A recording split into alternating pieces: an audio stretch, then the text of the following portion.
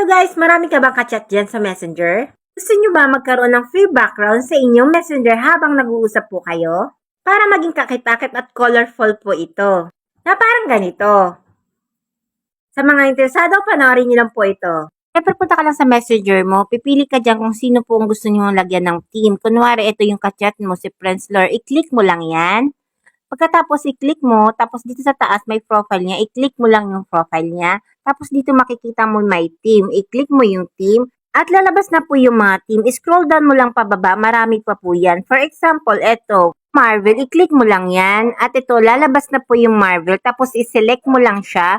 I-click mo yung select at ayan, meron ka ng team. Gusto mo yung palitan, mag-back ka lang, tapos pindutin mo ulit yung team. Pili ka lang dyan kung anong gusto mo. If for example, itong One Piece, i-click mo lang yan, tapos i-click mo yung select. At ayan, One Piece na po ang inyong background. Kung gusto niyo pa rin palitan, ganun pa rin po ang proseso. Back ka lang, tapos pindutin mo yung team, tapos select. At ayan, may instant background ka na. At sana may natutunan po kayo. Follow for more!